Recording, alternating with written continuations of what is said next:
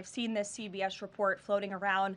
There's a lot of liberal talking heads and pundits and Democrat elected politicians who think that this single story and these statistics and the way they are painted is somehow a shot at this administration. It is not, and let me correct the record.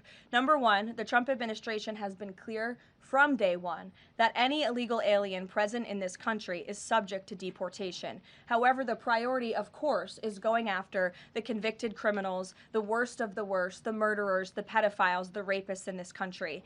Interestingly, in the CBS story, what the Democrat talking heads on television are not saying is this line. Nearly 60% of ICE arrestees over the past year had criminal charges or convictions. And among that population, the majority of the criminal charges or convictions are for nonviolent crimes. Oh, well, what are nonviolent crimes, you ask? This has coincided with what DHS has been saying all along, that approximately 70% of illegal aliens arrested under President Trump have pending criminal charges and or prior convictions. And these so-called nonviolent crimes, drug trafficking, distribution of child porn, burglary, fraud, DUI, embezzlement, solicitation of a minor, and human smuggling, just to name a few. So just because a crime is not violent in nature doesn't mean that crime is victimless. And I can guarantee every single person who is out there on television right now pointing to these statistics that were taken out of context by CBS News would not want an illegal alien convicted of the distribution of child porn or fraud or DUI living in your community. So the Trump administration will continue our focus on deporting all illegal aliens present in our country with a focus on the worst of the worst criminals. Thank you for being here. Gabe. Karoline, thank you. And thank you for the update on our colleague Savannah Guthrie's mother. Is there anything more you can share? You said the president was reviewing that surveillance footage. What was his initial reaction when seeing those disturbing images? And does he believe that that suspect acted alone? I haven't talked to him specifically about the second point on whether the suspect acted alone or not, so I don't want to weigh in on the president's thinking on that. His initial reaction, of course, as all Americans, is just pure disgust. And again, it's heartbreaking to see now this footage really bring to life a story we've all been reading about. And again, we're just praying for the safety of Nancy Guthrie and that she will return home soon. And the president directed me to please encourage all Americans with any information to call the FBI, and we hope that this case will come to a positive resolution as soon as possible. We, of course, have a lot to talk about in a completely separate topic. I was hoping you can clarify something that's come up over the last several days, again, regarding a separate topic in the Epstein files.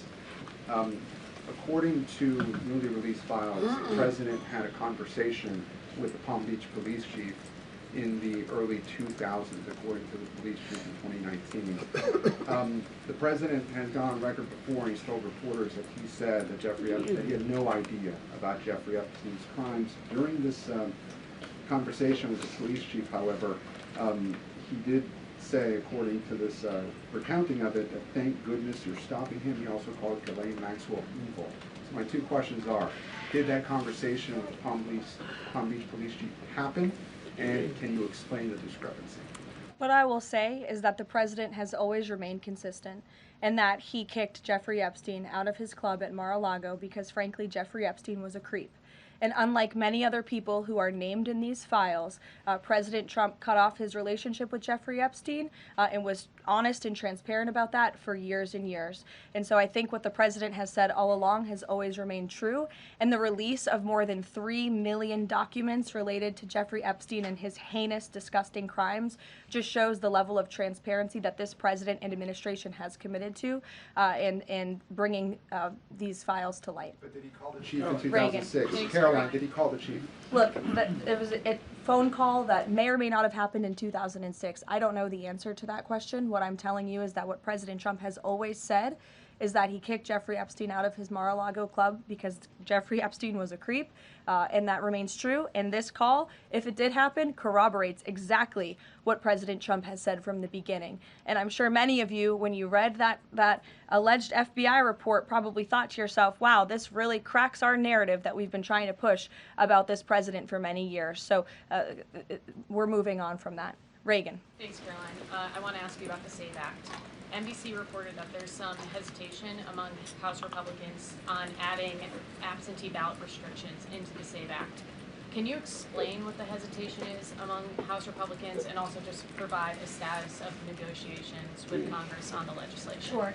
I can't speak for House Republicans, Reagan. I can obviously speak for the president, who is quite possibly the strongest supporter of the Save America Act, which, as you know, would require proof of citizenship to register to vote. It would require proof of identification, a photo identification before casting a ballot, and it would also ensure that there are exceptions made. I think that's what you're alluding to with these conversations with House Republicans for reasonable requests, of course, for our military, for individuals who are disabled and cannot make it to the polls. Those are reasonable, common sense things that I believe House Republicans are discussing amongst themselves. But as for the president, he's been very clear. He wants House Republicans and Democrats, too, if they were politically wise, to pass this legislation, for the Senate to pass it, to send it to the president's desk so it can be signed into law. Follow-up. I'm wondering when the last time the president spoke to Leader Thune was, and if he discussed using the standing filibuster to pass legislation. The president has given his position on the standing filibuster. As for his most recent conversation with Leader Thune, frankly, I'm not sure. I do know they speak very frequently. The president's in constant communication with both Leader Thune and the House Speaker, Mike Johnson. Stephen, I see we switched up our seating chart. Your direct line of sight now. Congratulations. Response Association for recognizing the New York Post's reach. I've got two questions for you, one about the Guthrie case and then another about infrastructure. On the Guthrie case, does President Trump have a warning to the culprits here about what would happen to them, what federal consequences they would face if they do not release Nancy Guthrie unharmed? I think anyone who was involved in this depraved crime, this abduction, of course, we want to be seen held to the fullest extent of the law possible. And on infrastructure, can you explain why President Trump asked Chuck Schumer to help him rename Penn Station and Dulles Airport after himself? Why is he interested in having his name on those two buildings? And why are the Gateway Tunnel funds the proper point of pressure to get that to happen? To your first question about the renaming, why not? It was something the president floated in his conversation with Chuck Schumer. As for the funding, the president has addressed that separately himself. Karoline. Danny. Thanks, Caroline. Today, the vice president's account posted and then deleted a tweet about the Armenian genocide. And then last week, President Trump's Truth Social account posted and then deleted a racist video about the Obamas. And the White House again blamed that on a staffer. I wanted to ask you, does the White House have a social media problem at the moment? Do you have an auto-posting problem that's leading to these mistakes? No.